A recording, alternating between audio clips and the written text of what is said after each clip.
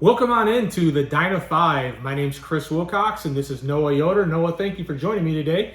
We're going to talk about a shortage, a log shortage, that is. With today's shortage throughout the U.S., we here at Dyna wanted to know how we could get involved and how we can help our customers be on the offensive side of things. So today we're going to talk with Noah on this topic and see what advice he can give us as we try to get through this, not just us here at Dyna, but our customers as well. So Noah, tell us why there is a current shortage of logs.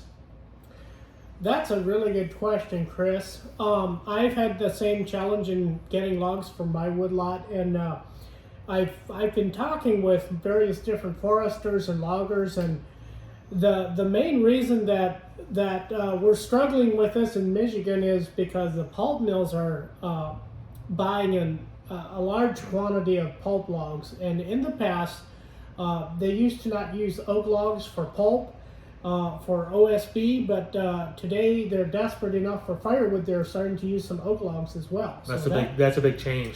It really cuts into the firewood log supply. Plus, they're paying quite a bit more money than what the firewood logs have been bringing. Well, there's a big reason right there for the shortage itself. Noah, what are some things that you've done to prevent the log shortage in your own woodlot? Yeah, well, I've tried a lot of different things, Chris. Some of the most effective methods that have helped me was to build relationships with loggers. That's been very huge. I came to realize that if they make more money hauling firewood logs to the pulp mills, they really don't need to haul firewood logs, right? Right. So the only thing that's going to keep them coming back to me is if they have a good, solid relationship. Yeah, that's a key part. Relationship's a key part in life and in a situation like this when it can help you with getting logs in as well. Exactly. Noah, is there someone specific that you use for your logs, or maybe someone that you go to? Yeah, so I try to work with a variety of different loggers just so that I don't draw my logs all from one source.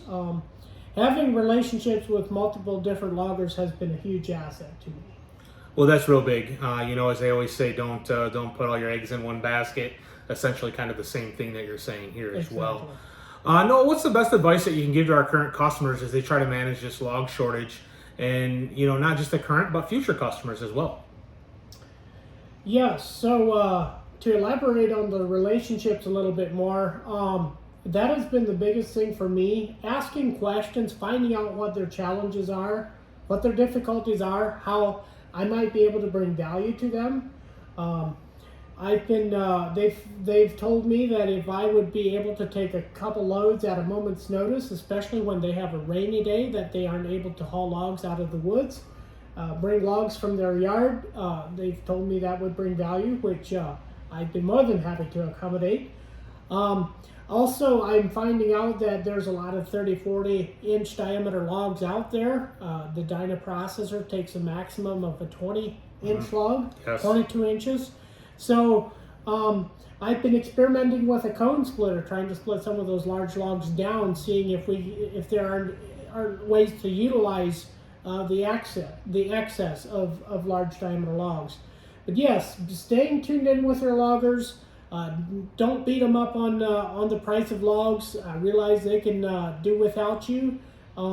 Having logs in your yard today is like having gold. So yeah, it truly is. It truly is like having gold in your yard. The last thing you want is somebody to come take that gold. It's like kind of the same thing here. Yes. So, Noah, well, thank you for your advice. Thank you for taking 5 minutes out of your day to talk about the Dyna 5. So, for myself, Chris Wilcox, this is Noah Yoder. Noah, once again, thank you very much. And to our customers, thank you for tuning on in. And if you happen to have any kind of comments that you'd like to leave to this video, please do. We'd like to see how you're dealing with this log shortage as well. So for myself, thank you. Thank you, folks. Stay safe. Keep cutting firewood.